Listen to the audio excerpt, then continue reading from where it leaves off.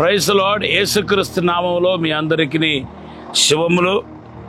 మనము Holi land tour భాగంగా నిర్గమకాండం 15వ అధ్యాయం 26వ వచనంలో రాయబడిన ఏలీం అనే ప్రదేశంలో మనం ఉన్నాం. 12 ఊటలను 70 ఈత చెట్లు ఈ ప్రాంతంలోనే చూస్తున్నాము. దేవుని బిడ్డలారా, ఇశ్రాయేలు ప్రజలు మరి ఎర్ర సముద్రం దాటుకొని వచ్చినప్పుడు ఇక్కడ 12 వాటర్ ఫౌంటేషన్ కనుక్కున్నారు.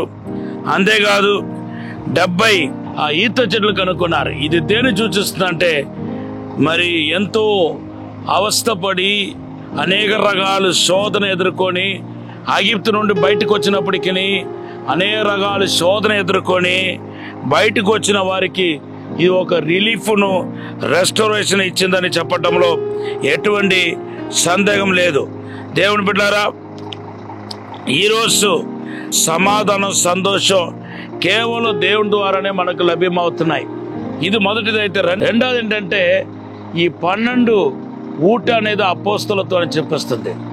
70 ఈత చెట్టు అనేది దేన్ని చూపిస్తుందంటే, అపోస్తలకు సహకరించలాగిన శిష్యులను చూపిస్తుంది. మా లూకా సువార్త 10వ అధ్యాయం 1వ వచనంలో చూడవచ్చు. మత్తయి సువార్త 10వ అధ్యాయం 1-2 వచనంలో మనం చూడవచ్చు. ఈ 70 మంది దేన్ని సూచిస్తుందంటే, దేవుని బిడ్డలారా, శిష్యులను చూపిస్తుంది. కనుక అపోస్తలకు సహకరించడానికి దేవుడు 70 మందిని సపోర్ట్గా నిలబడ్డాడు. అది కూడా దేవుడు దీని ఒక పరిచర్య కింద చేయమన్నాడు. రేపు మిమ్మల్ని కూడా దేవుడు ఒంటరిగా విడిచిపెట్టాడు, అనాదిగా విడిచిపెట్టాడు. మీరు ఒంటరిగా ఉండి ఏది చేయడు. ఈ 70 మంది పరిశుద్ధాత్మ దేవుడు చూపిస్తుంది. మీకు పరిశుద్ధాత్మ దేవుడు సహాయం చేస్తాడు. ఒక ఆదరణకర్తగా మీకు తోడుగా ఉండి నడిపిస్తాడని చెప్పటంలో ఎటువంటి సందేహం లేదు. మీరు అనాథులు కాదని ఈరోజు మీకు తెలియపరుస్తున్నాను. యోహాను సువార్త 14:17 రాయబడి ఉంది. ఆదరణకర్త అయిన పరిశుద్ధాత్మ దేవుడు మీలోనికి వచ్చినప్పుడు మీలోను మీతోను ఉండును అని రాయబడదు. లోకం ఆయన ఎరుగుదు కనుక ఆయన పొందనేరదు, మీరు ఆయన ఎరుగుదు కనుక మీలోను మీతో నివాసం చేయరని రాయబడి ఉంది.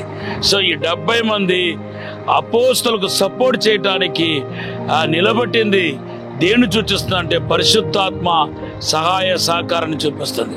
మనుషుల ద్వారానో, దేవదూతల ద్వారానో, లేకపోతే ఆయనే దిగి వచ్చి మీకు సహాయం చేయడానికి ప్రభు సిద్ధంగా ఉన్నాడు. ఈ మాటను దేవుడు దీవించగాక. ఇది చూసి ప్రభునందు ఆనందించండి.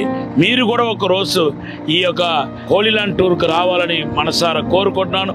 పరిశుద్ధము నమ్మకమైన పరలోక తండ్రి, మీరు ఆశీర్వదించి దీవించి బలపరచమని, అసాధారణమైన అద్భుతమైన కార్యం జరిగించమని, అభిషేకించి ఆత్మతో నింపమని యేసు నామములో అడిగి వేడుకుంటున్నాం తండ్రి. ఆమేన్.